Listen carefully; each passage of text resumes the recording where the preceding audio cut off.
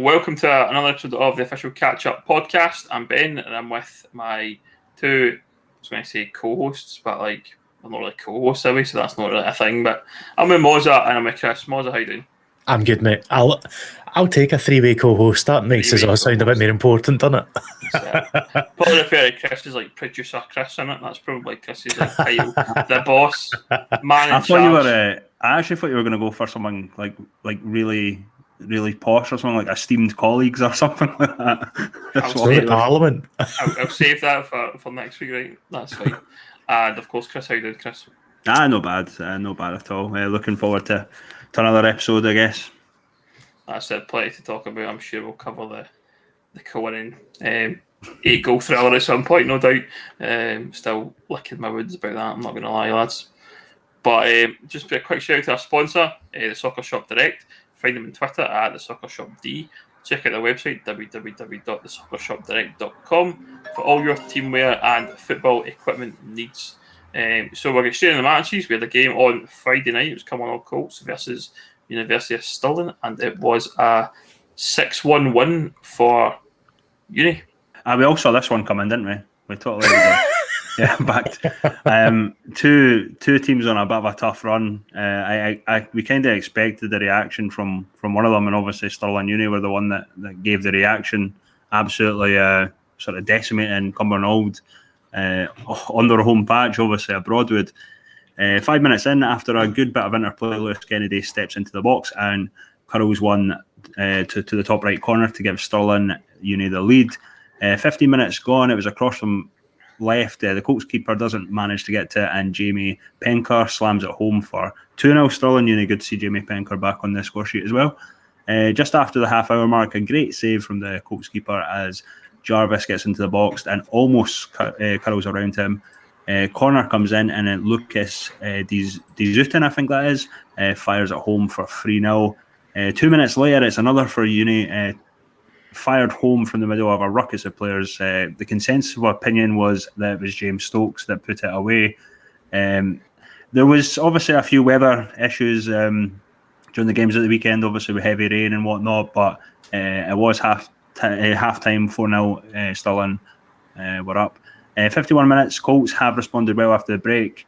I guess the dressing room was a wee bit vocal at half-time, is what the comment was.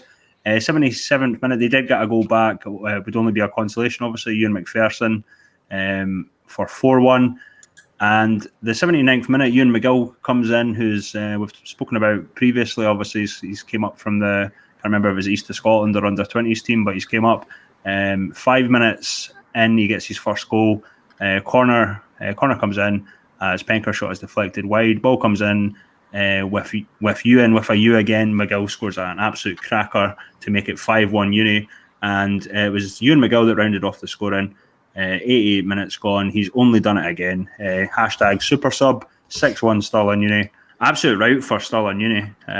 Wasn't totally expecting that. I mean, we did mention obviously Stirling Uni were coming off a sort of three game losing streak. Now Cumbernauld Colts have lost 4 in a row, so we did expect a reaction. I wasn't quite expecting that from Stirling Uni.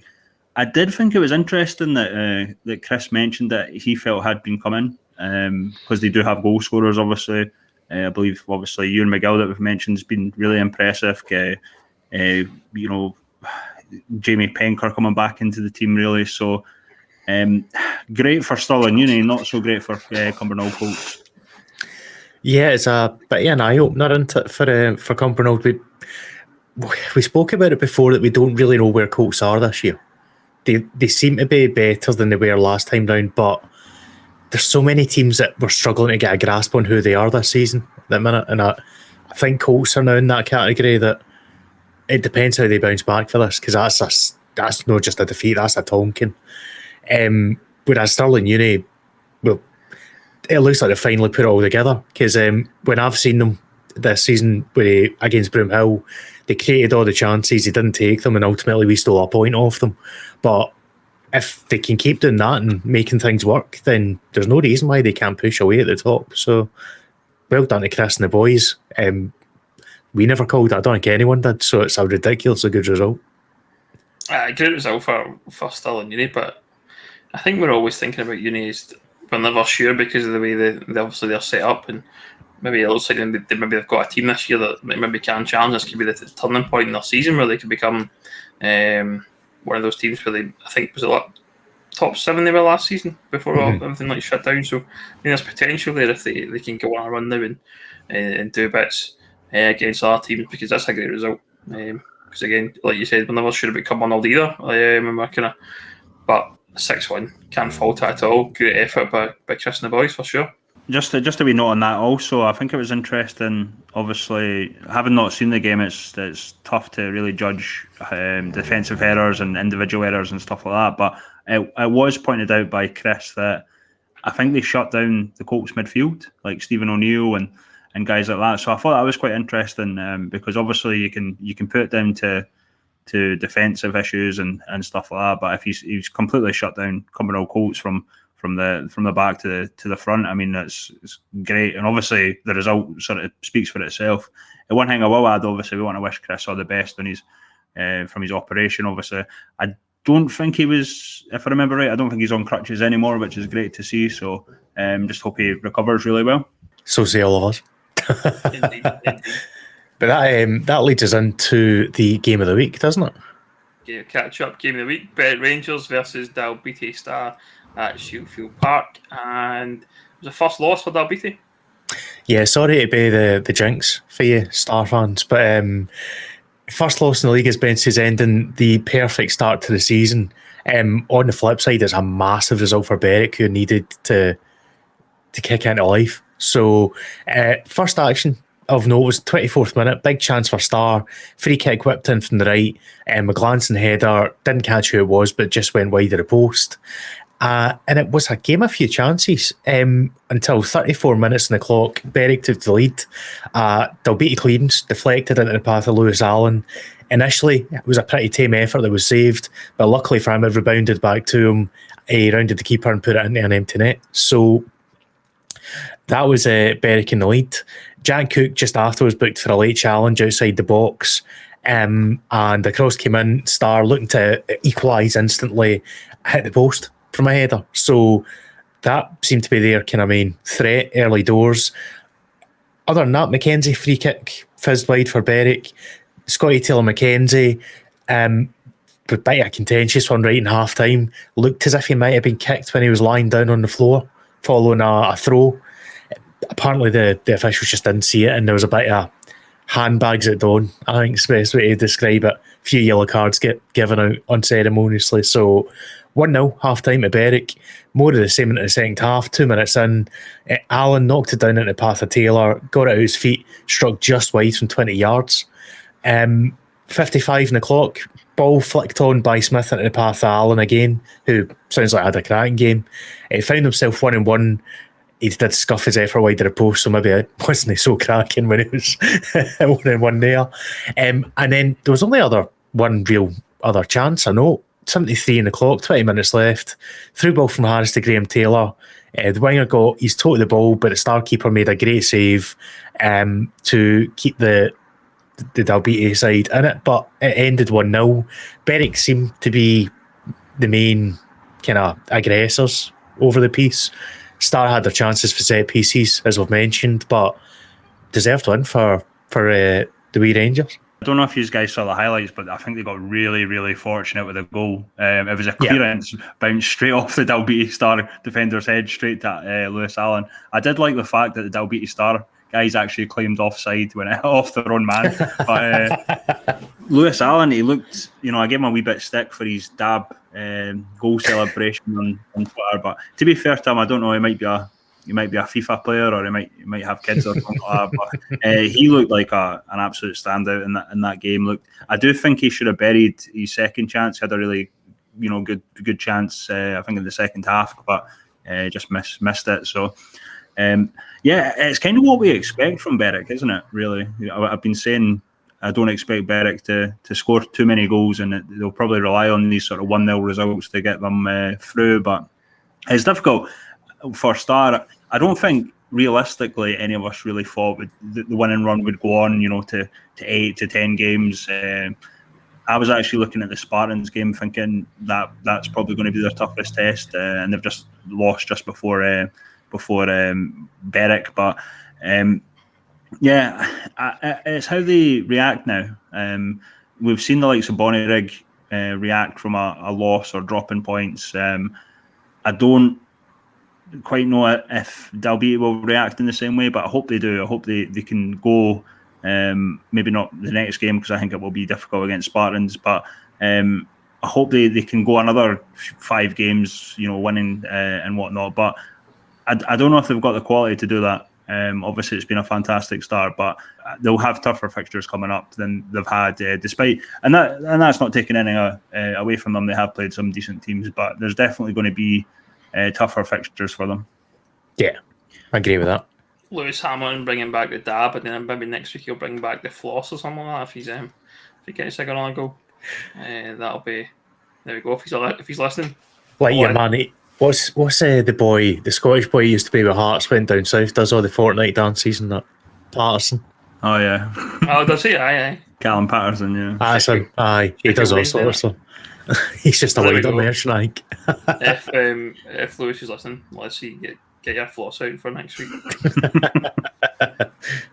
Okay, moving on to the next game on the fixture list. It was Civil Service Strollers versus Vale of Leithen.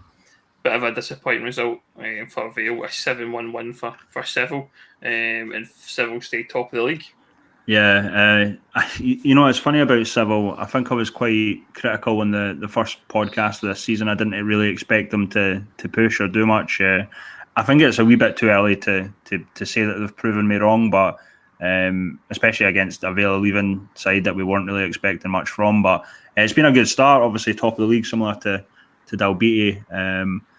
A fantastic result. I did kind of have a wee bit of a laugh to begin with when Vale of Leithen took the lead on 14 minutes. I was thinking, I listened to the Edinburgh Football podcast this week, and they were kind of giving Vale of Leithen sort of no hope. So a wee bit of a shocker that they were the ones that took the lead through Jack Blakely. But yeah, unfortunately, it became a bit of a battle, I guess, after that. A couple of minutes later, Civil did get a penalty, and obviously they did equalise on the 21st minute, and that just really opened the floodgates for Strollers. Unfortunately, due to I don't know if Strollers have a dedicated media person, or certainly Vale of Leithen don't. I don't really think they post out too much in terms of the timings and when goals happen, but we know that Strollers were leading 3-1 at half time through Yao Balde, Andy Johnson and Alou Faye. And similar issue in the second half. Yao Balde got a brace, Ali Faye got a brace, Johnny Moffat, Andy Johnson and a trialist completed the scoring to make it 7-1. Unfortunately, we don't have a lot of information, but we do know that Strollers obviously had an absolute brilliant performance against a struggling Vale of Leithen side. But Strollers top of the league, but I think the main talking point for us is that Chris Anderson has obviously stepped down from Vale of Leithen as manager the following day on Sunday. And I think the issue we've had is, I think in previous seasons when talking about Vale of Leithen, it was probably more hope than anything else, that we felt that they could maybe get a result here and there. After last season, they obviously finishing with 0 points. Looking at their squad this season, we don't really know if they've improved. They're still conceding far too many goals, and it's not that they don't have decent players. I mean, they've got decent players, but it's proven guys at maybe East of Scotland Premier level rather than Lowland League level. I think the difference with Vale of Leithen now, because in fairness to them, Vale of Leithen were always a successful side. You look at them and the likes of maybe Peebles Rovers. But the game's moved on now, especially the Lowland League. You've got these community clubs that have like a wealth of young talent coming in that will be in the first team in a few years. You've got former East and West juniors that could potentially be in the league in a few years. So, and obviously it all comes down to finance as well. And Vale of Leithen, the location of where they are, the player pool, the guys they can bring in. Like, for me, I just don't think they can really compete at this level anymore. And I've got to give massive props to Ando, because we have always kind of backed him on this podcast because I truly do believe, I don't think there's anyone that could do a better job than Ando. All that he's put in for it. I respect him personally as a player and a manager and what he's been through previously. And I just think I just don't know where I can see Vale going this season other than down to the East of Scotland Premier. And we might have the same issue. I know, with Whitehill, another former successful team, that they seem to be now struggling in the East of Scotland Premier.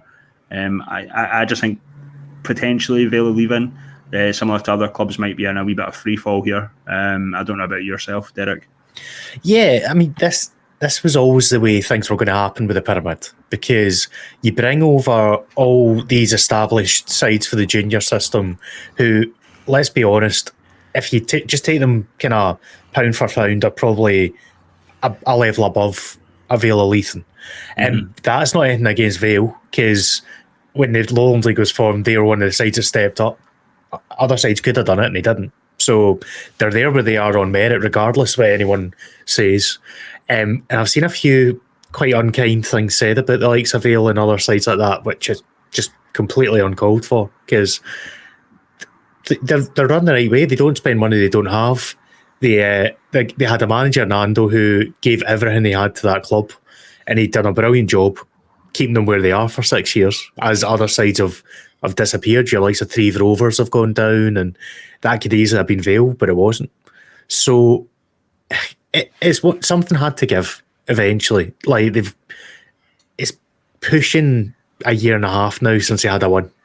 So Ando did try to step down at a point previously, remember, as well, and they convinced him to stay on. I think now they've just said, look, it's maybe time for a fresh start, and if we can find a way out, brilliant, but if not, just embrace the fact we're going down and prepare for it, prepare the right way, because it's by no means a done deal. The season's still young, and there's sides, including my own, who are still not safe by any means, but I just don't see where Vale's next 3 points is coming from, and that's the big thing with it. They need to get a win here or there, and they just haven't looked like they were going to do it.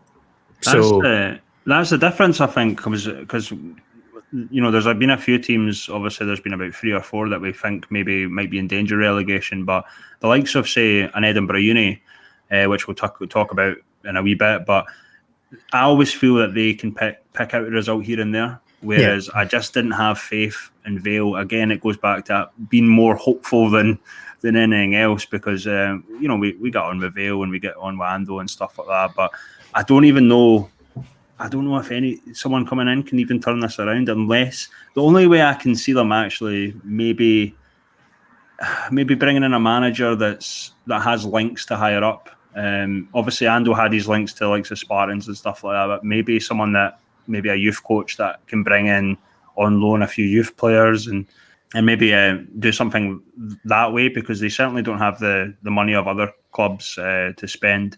I kind of feel sorry for the players there, because it must, we've talked about morale and stuff like that. I mean, it's not great to be on a team that's losing, 5, 6, 7-0 every week and no chance, of winning and stuff like that, and especially on the younger guys. I don't know. What are your thoughts, Ben, on the whole thing? Yeah, I mean, I think echo everything you guys said about Ando. He's got to commend him for sticking around for so long, because they've been on that kind of downward spiral for the last 3 or 4 years, and we've always thought that their time will come. Obviously, with things with like COVID and season stops and all that they've kind of been quite fortunate to be able to stick around. And and I think for Ando as a manager, it's probably not great for him either. Like when you talk about morale for the players, it's probably the same for him. It can be a bunch of interest turning up every week, picking a team, doing training and all that kind of stuff, to then just get pumped every week. And it's probably not what Empty wants to do. And I think he looks like a good manager, and I think he'll be able to probably bounce back and maybe go to a team in the East, maybe who are looking for a manager. But I think the next question is, who takes the job at Vale? I mean, there's probably not going to be a queue of people lining up to take that job and take that responsibility. So you're probably going to need to find somebody who maybe is a bit inexperienced, and maybe, like you said, Chris has some connections at there. Maybe even if it's like a kind of retiring player or something like that, who's maybe played played at a level and has contacts with different teams, maybe League Two, Lowland League, or whatever, and they can potentially get some guys. Because remember they got the guys in from Dundee United. They got some boys in from a couple of years back. And then I've had boys for Bonnyrigg Rose last season, the curtailed season. The danger with that though is we remember Selkirk, what happened with them, and Gary O'Connor went on. Getting an old season pro doesn't always work. To put it mildly, it doesn't work at Selkirk. So they'll probably end up with somebody local, I'd imagine. Just somebody who wants to get the experience, and as we're saying, it probably will be somebody quite fresh, quite inexperienced that'll go in and just try to build for the ground up and go from there. I don't see kind of a well-known face going in there, but I'll be happily proven wrong, we'll see. That's it. I think you're right, and like you said, Moz, I think the idea of maybe just preparing to go down and maybe have to just take your medicine, go down and have a season where you're playing in is it the East they play, isn't it? They would go down to the East. Yeah. So they'll maybe be one of the better teams in the East if they can build the right squad for the East rather than obviously they're probably building a squad for the Lowland League, and as you guys said, they're probably maybe more likely to be kind of East Prem players. Maybe those guys can maybe stick around and maybe battle at top and give the fans something to enjoy maybe for a season or maybe two, and then who knows what can happen. Maybe they can bounce back up if they get the right squad and the right bit of consistency in there. As Chris says, the issue they've got is the East Prem is very strong. So Whitehill are struggling now. They probably do need to start making changes now, even if they are going to go down, to prepare to give themselves a shot if they're going to end up in the East Prem. So regardless, they need to change something. So we'll see what happens. We've never seen obviously a team come back up to the Lowland League. And No. One note on Freve though, to be fair to Freve, they did resign from the league rather than got relegated. But yeah, They basically accepted the relegation. Yep. Yeah. I don't know where Ando lives, but I'm going to start a campaign for Ando to Kilbride. Just going to put that out there. I've heard whispers for a certain Mr. Ben Grant that Ando would suit Kilbride. He would. I think he would. Kilbride are dog shit right now, so they need somebody who's going to do a good job. And To be fair, I saw Mr. Ronnie tweeting as well, so you never know. Well, there you go, Ando. If you get a job, well, you can thank me. Agent Ben Grant. Bit of an indictment there, eh? It's just like, oh, they're dog shit. I'm not going to beat about the bush. They're not very good for the moment. Don't know what it is. They've got quite a young squad. I think that's what. So I just like to create fucking targets myself, boys. I'm know. I'm just ticking them off one by one. Hot joke. That's it. Just tick the box and we'll move on. To be fair, I rate Corey Pearson actually. I think he's a good player, very good player. Yeah. Yeah. Wasted at Kilbride, but but good player, no doubt about that. Moving on to the next game on the fixture, it was the Spartans versus Broomhill. I'm sure Mozza, you can tell us all about it. I can't. I wasn't actually there. It's the first game I've missed this season, but I'll had the runs. I forgot about that. Cheers for that. So I will run you through. Oh God, there we go. I will run you through what happened. So it was a much changed lineup. Again, the gaffer's still trying to figure out the squad and who his best 11 is and so on. Had another couple of trials, couple of debutants playing. Should have actually been 1-0 at Broomhill.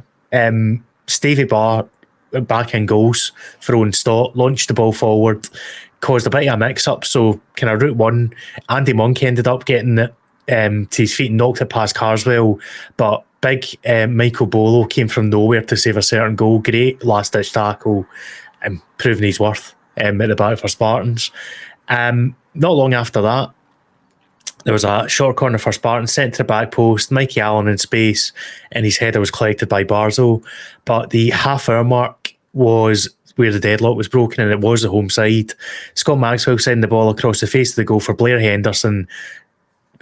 This is why he gets signed. He's 2 yards out, taps it in, Spartans get the lead, and half-time 1-0. Still, both sides very much in it. I think on the balance of play, from what I've read, Spartans probably had the better of the action. 5 minutes into the second half, Broomhill again had the chance to equalise. Scotty Cusick on the volley. was a long Jordan Duncan throw in, but his strike went just wide of Carswell's far post. And a couple of minutes after that, it was game over as far as Broomhill were concerned, because Jamie Dishington got loose. Jack McCalman didn't really think about it, brought him down, and he was sent off. Last man challenge, down to 10 men, and it was an uphill battle. 20 minutes left. Spartans sealed it. Barr miscontrolled the ball. Jamie Dishington managed to sneak in and finish, and that was how it ended. But it wasn't the best performance from either side, I don't think. It was one of those where both teams basically cancelled each other out. There was struggling to hold on to possession for more than 5-6 passes here or there. But Spartans did the business. They'll be comfortable enough. Last 20 minutes, they took it a bit easier, given they had the 2-0 lead and the man advantage. And it's a few games now on the trot that Broomhill's lost, unfortunately. It was the first thing I noticed actually, Derek, about the Broomhill lineup, that there was, I think, 3 or 4 changes. I only recognised one of the guys. I think Regan O'Sullivan, I think, came from Rossvale as well. Regan played the game before as well, and played well at left back. So it's to be honest, the issue that Broomhill, I think you mentioned it as well. I think they're obviously the manager's obviously still trying to work things out and who is his best team, and to me, with the changes in the lineup, I think obviously like Barzo coming in for Stott and things like that. Obviously, Gabe Skiak, who's been doing well, was kind of off to the bench. Sean Slavin also, I think, was on the bench as well. So I think for me, I think it was just a tester really in that game. Obviously, Spartans, on the other hand, they would have been surprised obviously at some of the changes, but they're quietly going about their business. Obviously, a lot of the focus has been on Dalbeattie and civil service strollers, so they'll be absolutely delighted that no one's really put a lot of focus on them yet, and I think they're up there for me, and obviously it's still a continuing process for Broomhill at the moment. I think the thing about Broomhill is that the way Gorms has had to come in is probably making it so difficult for them to. I mean, no pre-season pretty much. They come in. This basically is pre-season for us, because he's doing what he would have done with pre-season friendlies. He's giving boys a chance to shine and kind of rotating the squad about to figure out what the best 11 is. These boys have still only been together 3 or 4 weeks, so we're a month behind. Yeah, that's the long and short of it. And that seems pretty obvious, I think, from what I've seen so far. And but I've got real faith in Gorms to turn that around and find his team and maybe go on a run at some point, because he's a great manager and he's the right appointment for a team like Broomhill, and certainly with a kind of fresh start at Broomhill as well, he's the right guy you have in there to do that and go and see what they can do. So have every faith. The thing is, I've got no worries whatsoever. Just seeing the way he's kind of building a squad, that he's managing, he's looking after things. Like, the results the last few games haven't been great, but I can see what he's trying to do, and you can tell he gets it, so he's came into a really kind of tough situation, and he's managed to pull things together very quickly in terms of our squad. We only had 8 or 9 bodies there, so he's given youth players a chance. Adam Moss has came in, looked good, and it's a work in progress, but I'm fully confident come the turn of the year that we'll have found ourselves and we'll probably sit in mid-table, I think. Just wait till he goes and raid some more West teams or some boys. I mean, Swifty did it before, so I'm all up for that. That's it. Who knows? Because there's obviously good players in the West, but don't come anywhere near winning, all right? If TC wants to return, he's more than welcome. TC will be going nowhere. TC is firmly wearing the number 9 jersey of the Blue Lighthouse. There'll be no need for that. But there is players there in other teams, so that means if you maybe go to like a Darvel, for example, and maybe weaken them a little bit, that would be like tops. Can they afford their wages, mate? Well, no. I mean that's it. I mean, talking about Darvel, just instantly we were talking about BSC. Your man at Broomhill, your man Lyle Afsey, he was in goals that night for him. He was. For Darvel. One of our 3 keepers last year ended up falling out of favour, but it's good to see him getting another gig. Lyle's mum used to always watch the live streams as well, hoping our boy would be playing for us. So it was a bit awkward towards the end. And it's like, yeah, Lyle's not in the team again. Lyle's not in the team again. I liked how Mark, who does the media at Darvel, he referred to him as Avicii, just went straight for it. Yeah. Didn't even, I always thought that, to be honest, when I saw his name. I thought, like, is that just a nickname or something, you know? I was like, It's an easy one to take, isn't it? But I guess unlucky for Darvel to lose to on Wednesday night against a team in Cowan. It's unlucky, but we move on. I like how I segued that in there. To be fair, just to counter that, I mean, you what a 4-1 lead drop on Saturday. So I knew we were going to talk about this at some point, and I probably made more rod from one back there. But we were 4-1 up at half time against a very poor Rutherglen side, to then draw 4 each. Can't have been that poor.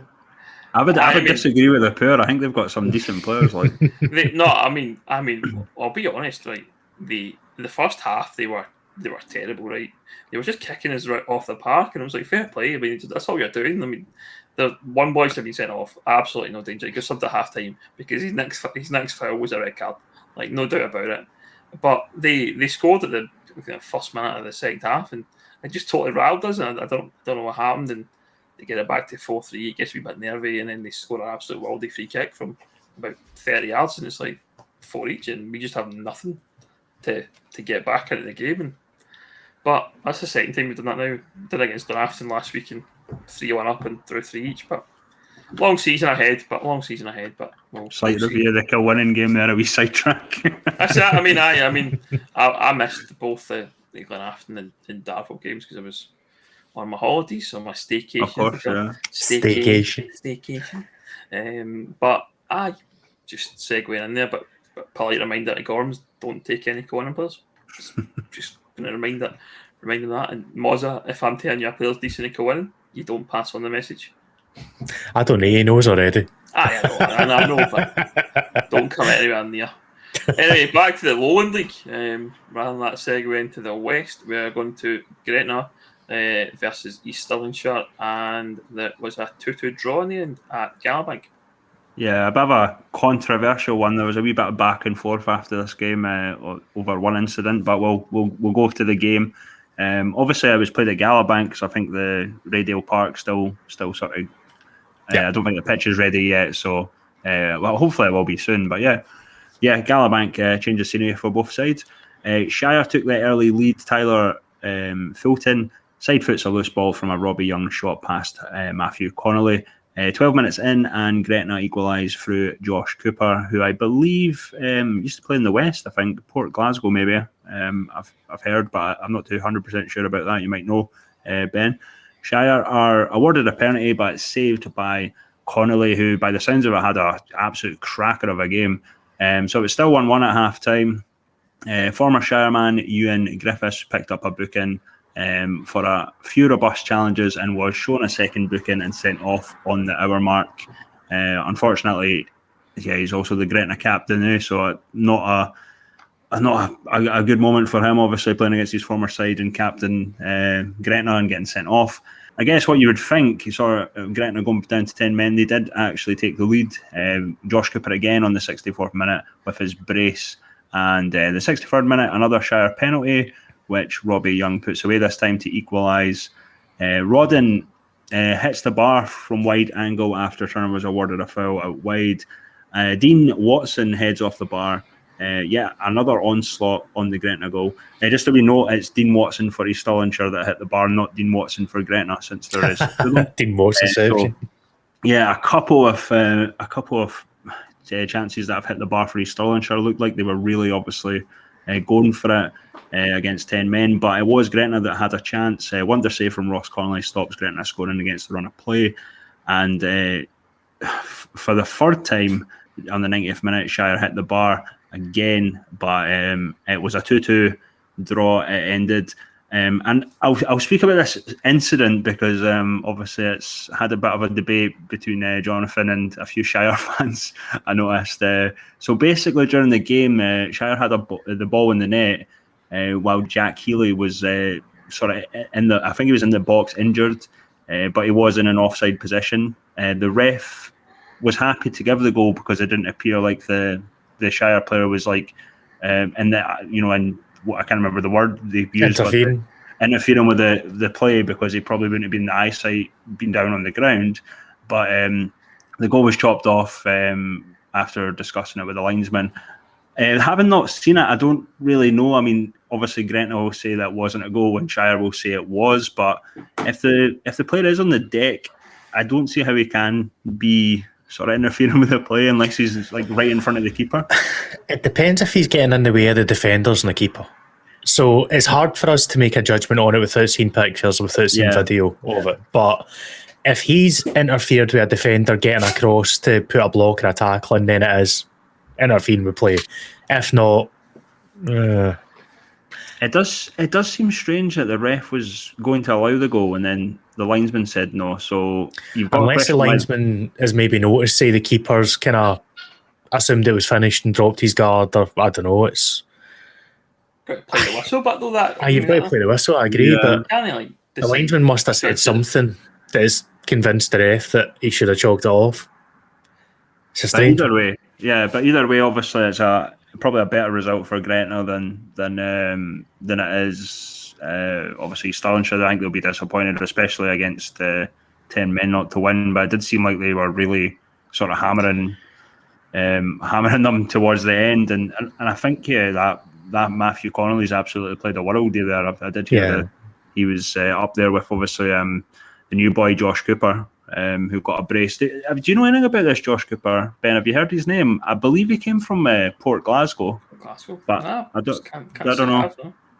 But yeah, good to see the sort of new boys of Gretna obviously doing well during games. Guys that will probably become more familiar with hopefully during this season. But it's a strange game obviously to sort of try and sort of sum up, especially with all the incidences and the red card and whatever else. It sounds like Gretna's getting a wee bit more clinical, is what I would take away from it. Like, they're all clearly not had as many chances in that game, but they probably could have won it, and all things considered. So I think Rowan clearly is building something there. They'll be delighted with the point, having gone down to 10 men so early. They've got a couple of decent winnable games coming up as well, and I think, if I remember rightly, for the latest update, their radio should be ready in the next 2 to 3 weeks, because they have started all the work on laying the pitch. It's just a case of getting it signed off, essentially, as fit for use. So, like that, you would have thought that would have been a tough one, being away. I know they know Galabank quite well, but it's still not home. And they've done the business. Ultimately, they've got the point they wanted. Shire will be disappointed because I don't know, it feels like another year now for Shire where they're going to win games, but they're also going to drop games that they probably shouldn't drop, and drop points they shouldn't drop. And they had designs, don't make any mistakes about it, they had designs on getting out of this league again this year, regardless of losing a wee bit of financial backing and so on. So they're nobody's out yet by any means. It's still early doors, but they don't strike me as a team that's going to go and win this league or challenge to win this league. I think you're right, Waz. I think it's one of those that are just so kind of hot and cold right now that they don't seem to have that consistency.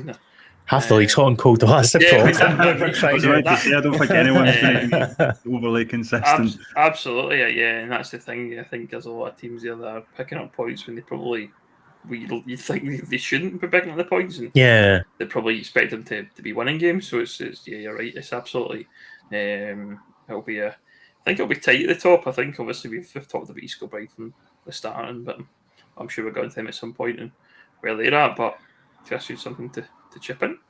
Yeah, Shire's problem was always the fact that they played really well against the top sides and were maybe unlucky not to pull out the wins, but against the sort of Gretnas, the sort of mid-table sides or towards the bottom sides, they always seem to. There is a shock in there sometimes for them, that's been the issue for them. But it's been a really strange season, even 5-6 games in for everyone. I would assume. I don't think anyone would have predicted how the leagues went so far. I mean, glancing at the table, 13th Broomhill, 15th Cumbernauld Colts, 16th East Kilbride tells you everything. I know there's obviously reasons and games that haven't been played and stuff, but yeah, there's some things that just don't make any sense so far in this season, and I'm loving it because it's different. Next game then to look at is Bo'ness versus Celtic B, and it was a win for the B boys of Glasgow. The B boys, yep. The B boys, I hate that. Absolutely despise that, and I hate that it's becoming a thing. It's so a thing, man. Like, so we've kind of talked about Celtic B up to this point, thinking they're maybe a level below where Rangers are, but that's a very decent Bo'ness side. They beat at the weekend. Starting off 13 minutes in, great save for the Celtic goalkeeper to keep out Conor McMullen, a fierce drive, and it was a first chance of very few. A first half of very few chances. Danny Galbraith approached the half-hour mark. His free kick beat the wall, but not the keeper. And straight after that, Xander Miller had a chance. He came close, but couldn't hit the target. So 0-0 at half-time. Bo'ness, probably the better of the two sides. Celtic B came back into the second half. Just after the hour mark, Karst through and goal. Andy Murphy managed to stand tall and make a great stop. Just a minute later, another chance for Celtic. Stuart Hunter managed to get the ball cleared off the goal line to deny a certain goal.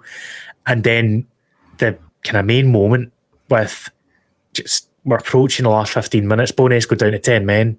Nick Locke got his marching orders, and from there, Celtic B were able to make the number superiority tell. They scored with 5 minutes left, a scramble in the penalty area with, forgive me, I'm going to say this, Salero Letsosa scored. Sosa, I think, right, yeah. I'll just stick with Letsosa. So I apologise, mate, if I have mispronounced your name there, but fair play to you, you got the goal. And they scored straight away after that as well, a couple of minutes there. Second, the eventual restart with a finish from Bruno Davidson, who has a slightly easier name to say. So 2-0 to Celtic in a game that realistically was probably going to end 0-0 or maybe squeezed 1-0 to Bo'ness until bit of rashness sees them down to 10 and they get penalised for it. It's one of those, I think, from Celtic B. I think we were, as you say, mostly were quite critical of them and thought that the Rangers, but they seem to be coming on to a bit of a performance of obviously maybe finding that the players are starting to gel as a side and maybe being able to do. I guess what they claim to want to do is develop a squad and get them playing as a unit and so they can develop together, and that's obviously we've talked about this over the course plenty of times, and we get plenty of stick about kind of Celtic and Rangers B sides, but obviously that's what they're there to do, and it looks like they're maybe starting to do that. I think Rangers started obviously quite quickly and obviously have much more togetherness in that squad, but I think you're seeing now as well, I think with the lineups that Celtic are picking the same boys kind of more regularly, whereas before I think the first few weeks there's quite a few changes, guys coming in and out of the squad and things like that. One thing about his first year right now, you won't see the boy Ralston playing the B team. He looks like he's next Stephen. He's graduated. So he's I've got to shout out all the Celtic fans who gave that boy stick, man, because he's playing really well up in the first team. But I think we thought he'd be playing in the B team. I thought we'd all see that boy once playing that B team, but looking like he's doing a job. But it'll be interesting to see how they go, because I think we've talked a lot about them, as I said, and we've kind of said how they kind of really need to finish like first and second to prove themselves and to get into like the League Two, or not to get into League Two, but certainly to prove that they're worth in the leagues. But they aren't doing it at the moment, I think, from both the sides, and it'll be interesting to see where they do end up over the course. I was just going to say, if anything, I feel like so far this season we've proven that this is their level. They're not SPFL level, not as yet anyway. And bear in mind that's with having players that they've spent hundreds of thousands of pounds on in their squads. They're still at this tier 5 level, is what I would say. So we brought it up, and Ben did try to steal this point when I made it first, but we brought it up saying, look, if they don't manage to win the Lowland in this 1 year experiment, essentially, it doesn't exactly help their chances of getting into the SPFL on merit, does it? I think there's a bit of it's a bit of a strange one. I can't really compliment Celtic too much, obviously, because I'll get a bit of stick. But there has been a few players that are definitely, obviously they're still young, but I would say they probably are a wee bit of a step above.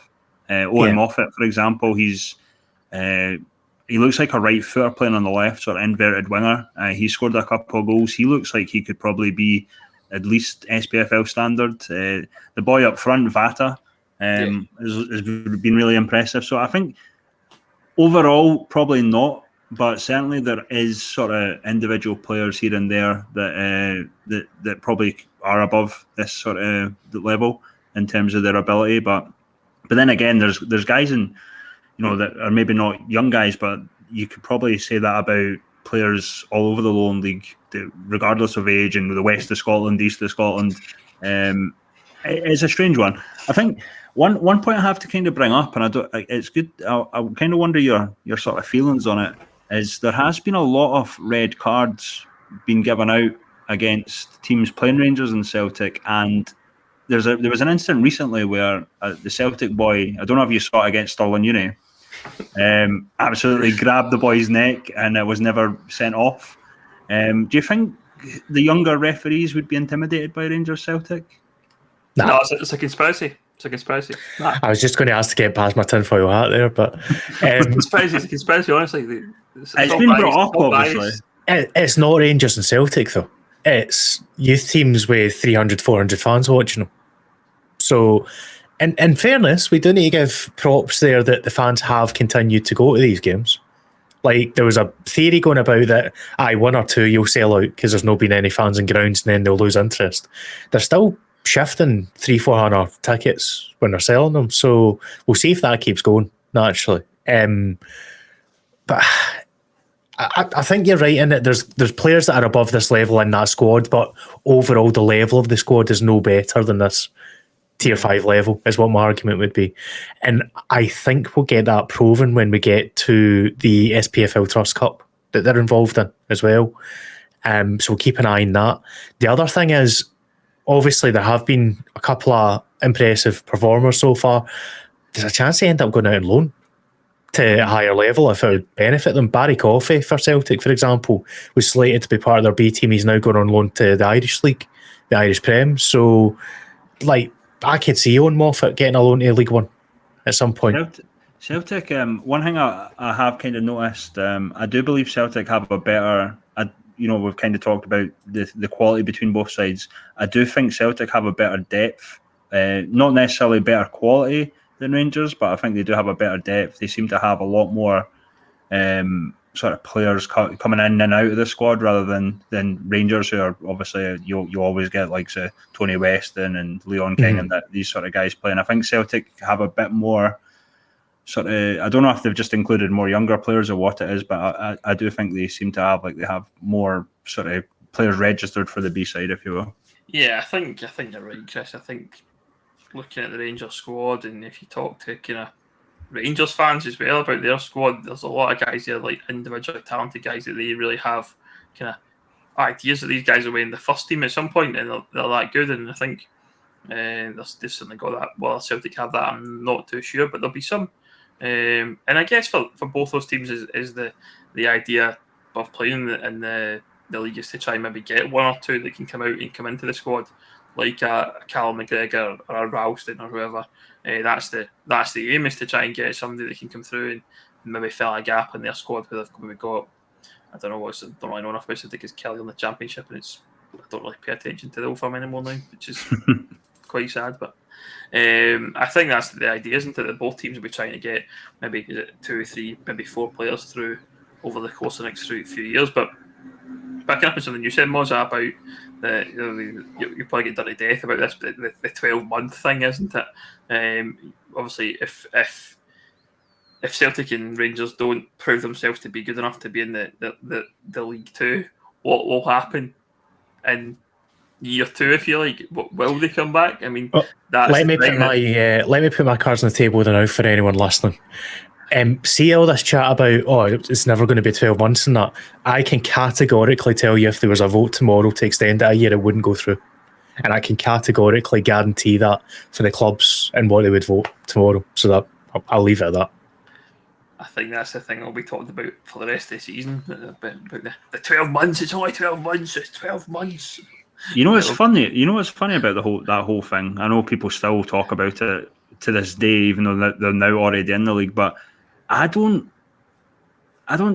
really. Has it been much difference to them actually being added to the league, other than that we have, we're talking about them? I actually, in some respects, because I keep saying, but I really like development football. To see like the I don't know how well some of the boys are going to go. Like, I don't know if Owen Moffat, for example, is going to play for the Celtic first team and stuff like that. But there's certainly talented footballers that maybe won't play for the Scottish national team or the other national teams or whatever. But just to appreciate the fact that they're actually really decent footballers, and we have seen some really good guys that hopefully, similar to the younger guys in the development league, and that hopefully will go in to play in the SPFL and all the. I just appreciate that aspect. I mean, and one thing we have to give credit for, not just to the Old Firm fans, but certainly throughout the league, is the attendances have been much better. I don't know if it's the fact that there's, people have been missing football, but even at some games, like for example, Spartans, they're getting like 200 people come into a game, which is up from 2 years ago. So it's been good. Yeah, I think that's it. I think you're right, Chris, about that attendance thing. It's the appetite to get back to football. Maybe there has been a lot, I think, probably doubt about whether or not people can get to see their probably, let's say, their big team a lot of the time.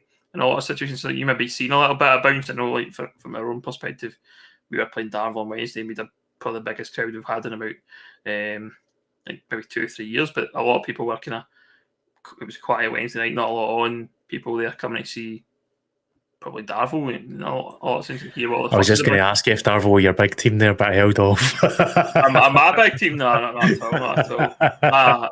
My big team are sitting second in the championship at the moment. So that's such a weak flex, isn't it, for a Kelly one? It's so bad, isn't it? So bad. But here we are. But yeah, I think so. Hopefully, just it keeps going, because it's great for the clubs to have fans, and you might find that a few are deciding not to go and see the big team, and maybe stick it out and go and watch a Bonus or a Bonnyrigg or even maybe a Vale. I don't know if there's people maybe going to their games, but it'd be good for the league itself to have more people coming to watch the league, because that's what, and obviously that Celtic and Rangers being in it as well gives that level of maybe intrigue where someone will come along maybe from who's local and goes, oh, I want to go and see Celtic B play, but then next week they come back because I really enjoyed that, I'm going to come watch Bonus or Bonnyrigg, whoever are playing that week against maybe an Edinburgh Uni or a Gala or something like that who are playing in a normal game. So it can all be good for the league. I think that's the thing. I know we've talked about it today, so we'll not drum the labour the point too much about the B teams, but it can't be. It's not doing any harm really at this moment in time. Let's be honest. We've kind of ripped the band-aid off now, haven't we? We've kind of moved on a bit, and we're kind of getting into the harm would be done if it continued for more than a year, and that's still the main worry people seem to have. So I suspect when we start next season and they're no there, it'll be still remembered, but to a point forgotten about. I mean, nobody's really. All these people who are jumping about, moaning about it, have went back in their box and are not talking about it anymore. That's the thing. Like, some of these people from League 1 and League 2 teams and Championship and things like that were complaining about it. There wasn't that many people in the Lowland League complaining about them coming in. So it's interesting. It spices things up as well. I think that's the other thing about it, is makes it a wee bit interesting and gives you that wee bit of kind of mystery about what they're all about. But we'll get back to the football that happened in the Lowland League this week, and it was Cali Braves versus Bonnyrigg Rose, and it was a 2-1 win for Rose. Yeah, it was a bit, you talk about football, it was a bit of a drab match, to be honest, if I'm brutally honest. The problem, I think, when I was watching the stream, it was kind of ground level, so it was really difficult to see in the distance, because it was proper ground level, the camera. But the first half wasn't great. Both sides sort of lacking quality. However, there was 2 goals. Luke Main does brilliantly and drags the ball past the Bonnyrigg defence. Then Camley slots the ball beyond the Rose keeper to give Braves the advantage. Really well taken goal. Kind of got in behind. Really good finish. Really composed finish, I should say.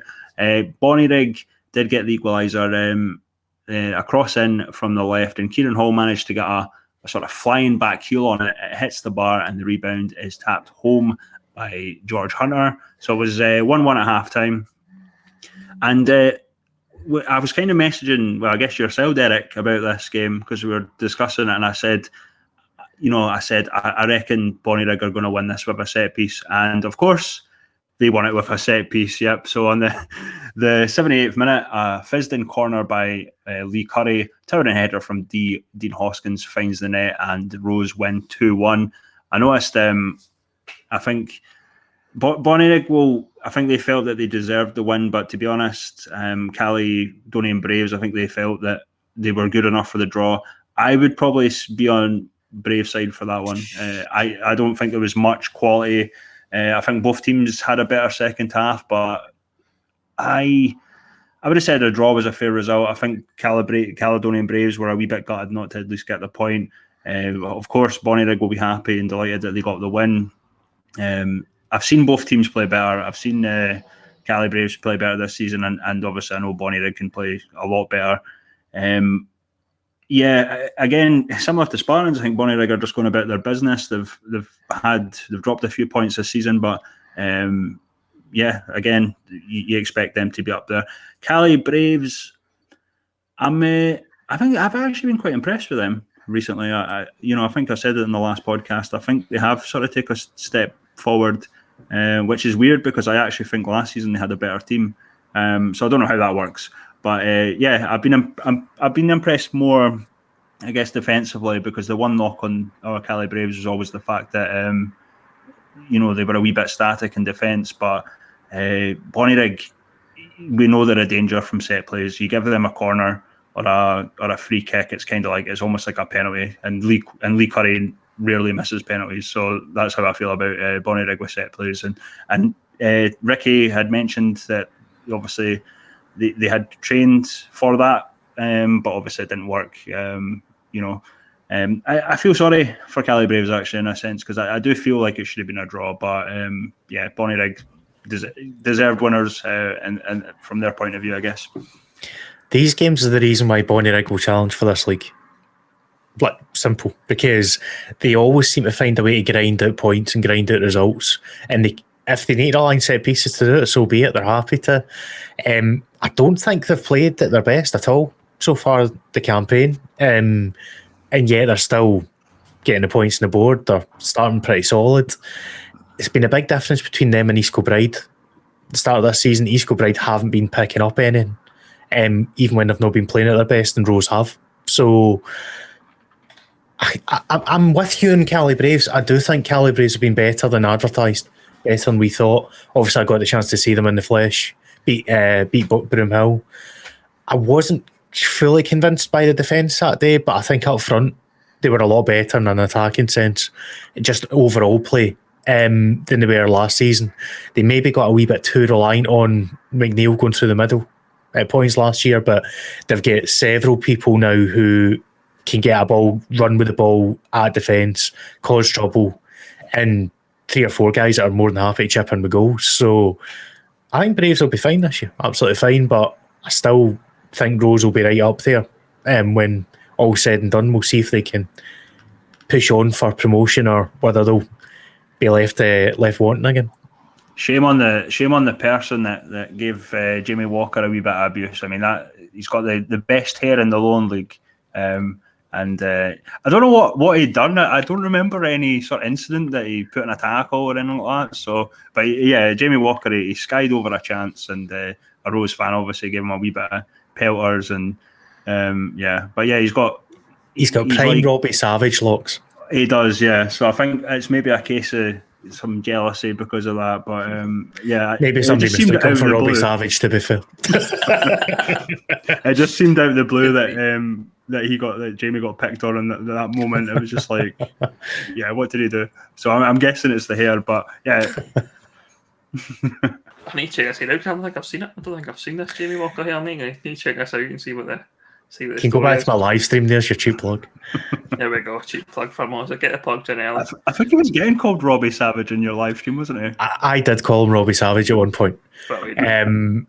So yeah, I'm guilty of that. To be fair, I must give it to Jamie Walker. I mean, it's a brave man to have long hair playing football, because you know the shouts, get a haircut and all this sort of stuff. I mean, I grow my hair quite long in winter, as you guys know, and I always get them shouts as well. It's like, get a haircut.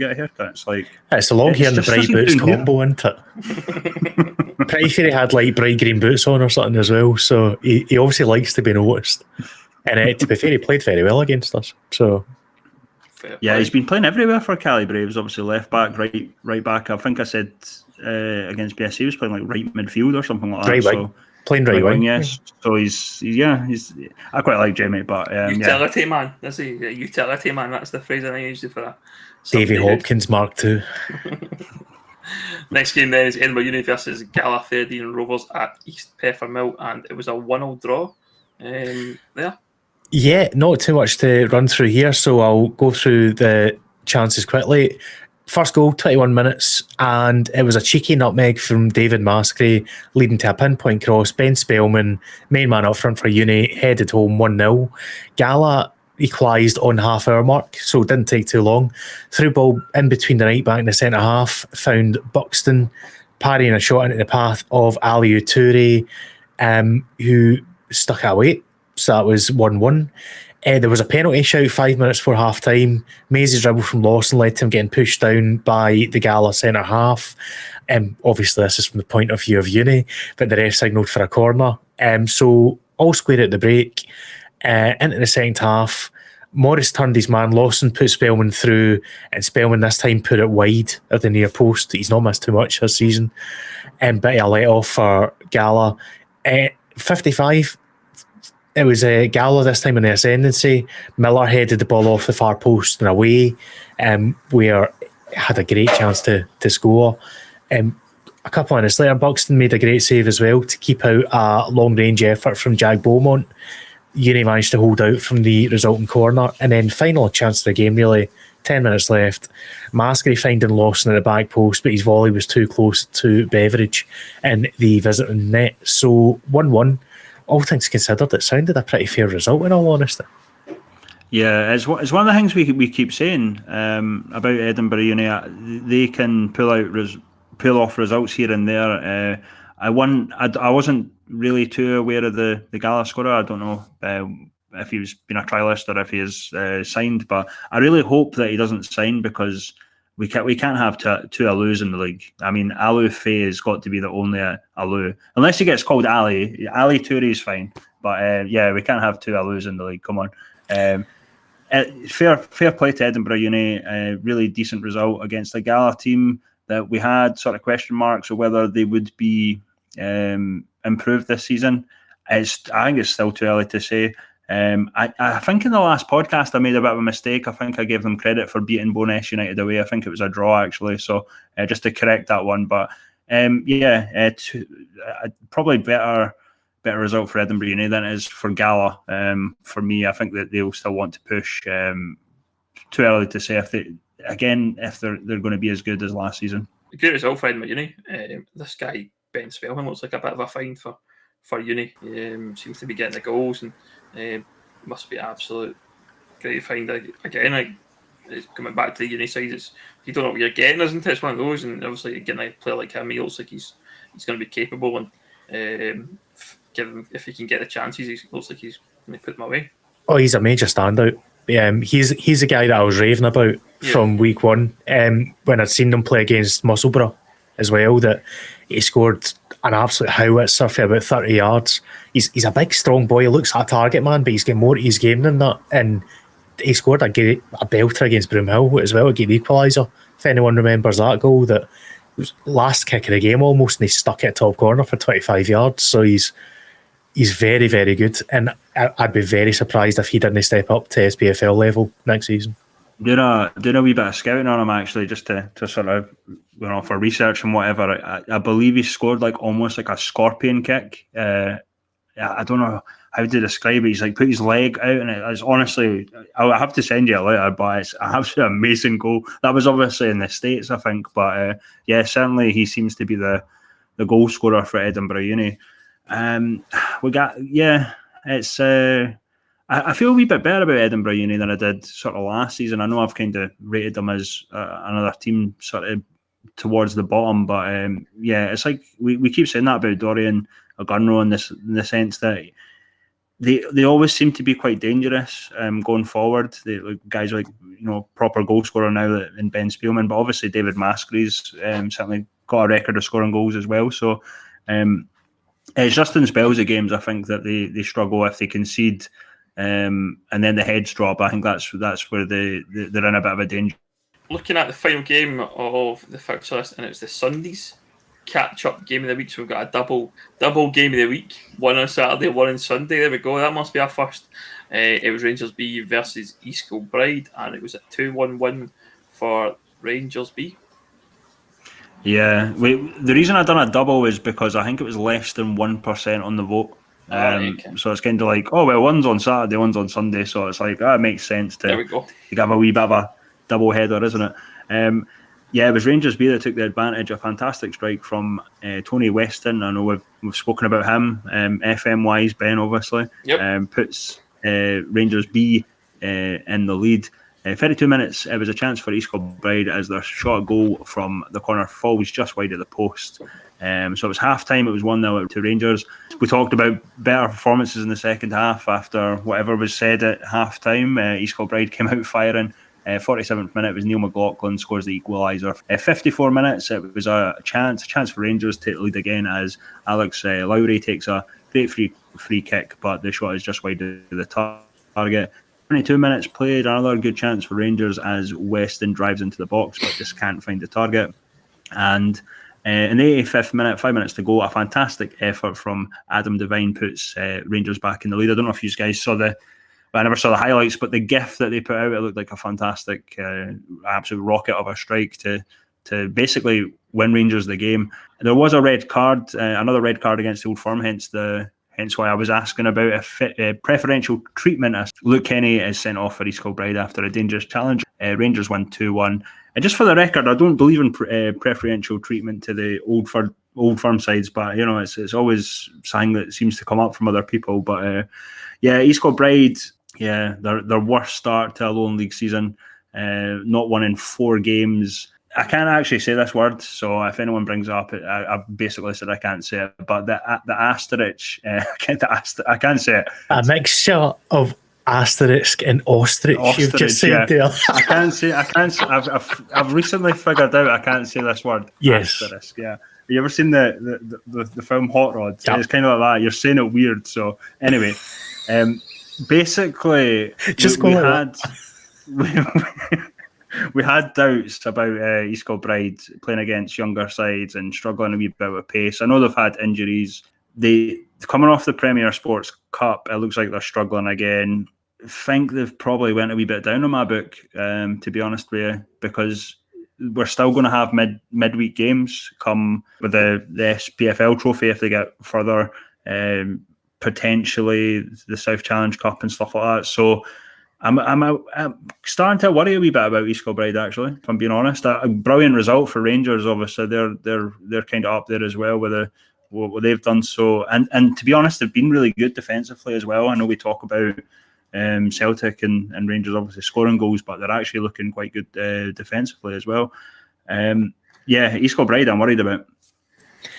Yeah, I must admit, given the fact that they technically beat Kilmarnock 3-0.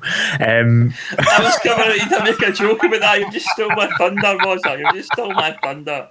But no, like when you look at the games they played in the League Cup, they were all dead tight, narrow games. They got a win against Dumbarton. Just looking at it, they get beat 2-1 by Partick Thistle. They took Clyde to penalties, took Greenock Morton to penalties. So there's not really been any immediate sign that they were kind of going to struggle, and then they've got into the Lowland campaign and it's just not happened for them as yet. They have, bear in mind, they have played Civil Service, who are top of the league in great form.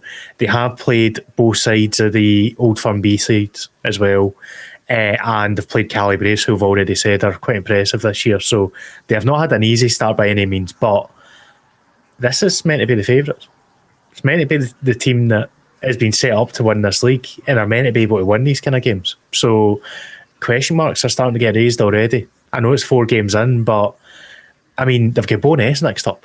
Bo'ness really need to get the points now for the investment they've made and the start they've had. So that's 2 sides that are beginning to get a wee bit nervous about the prospects. That's a belter of a game looking ahead to next weekend, and they do have Vale of Leithen after that, so we'll see if they can pick up from there. But I'm just waiting for the League 3 calls to start again. I mean, with the League 3 chat, is that what I was wondering when that was coming in. No, I was going to say that UK season peaked when they beat Kilmarnock 3-0, but I think that's the thing. We've talked about them quite a bit for the title, and expected a lot better, but maybe that's playing the fact that they've been playing so many games, and obviously they still have how many games? The 3 games in hand, and as well, and still got to play these like Bo'ness, for example. So they really need to get their season going really from Saturday.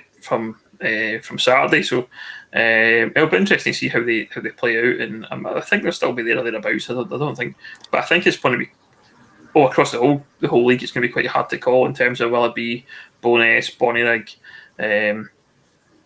East Kilbride, or maybe where Rangers and Celtic B will end up. It's going to be a tight one for sure. I don't think it's going to be any runaway kind of champion or anything. Obviously, don't discount Star and Civil, etc. as well. So it's going to be a tight one. I genuinely think that game next weekend's massive because Bo'ness are sitting there 7 points, 6 games.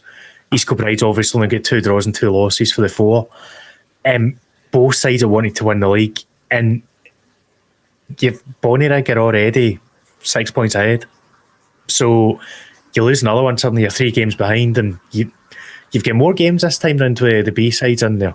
You've got 34 games to play, but even then you do not want to build yourself up a deficit like that. You just can't afford to do that. So I'm actually really looking forward to that game in a quite sadistic way to see what happens. I mean, I mentioned that I think you're better dropping points early, but you have to like I'm talking maybe 2-3 games. I'm not talking about 4, 5, 6. I mean, it gets to a point where the problem I think with the likes of East Kilbride, Bonnyrigg, previously Kelty is they want to be front runners, not chasing teams. You know what I mean? So they have to really. I don't know how they're going to do it, to be honest. But yeah, it's a good shout on the Bo'ness game next week, Muzza. That's got to be game of the week, does it? We're just going to call it? Call it now, aye. Suits me. Well, that's another episode of the Official Catchup podcast. Before we go, Mozza, where can everyone find you if they're looking to get in touch with yourself or find you online? At Mozza Plays on Twitter, and you'll find me everywhere else through there, basically. Throw it to Chris. At Rampant FM on Twitter, and you can find the Official Catchup at Official Catchup and everywhere else. And yourself, Ben? You'll find me on Twitter at Mr. Ben Grant. Suppose if you're a Kilbride fan this week, you're probably going to come my way. So welcome the hunt. Can I just point out Gordon Roney? It was Ben Grant that said everything, right? don't say that. I mean, talking about Kilbride, they have protests about Kilbride. The boys come and they protest up in the hill and all that, and do smoke bombs and flares and all that shit, and mad bunch by it keeps it interesting, certainly Kilbride. But anyway, I don't think I'll be enemy number 1 in Kilbride for quite some time, put it that way. But as I say, thanks all for listening. We'll be back next week for another round of the Lowland League on the Official Catch Up. Cheers. Catches.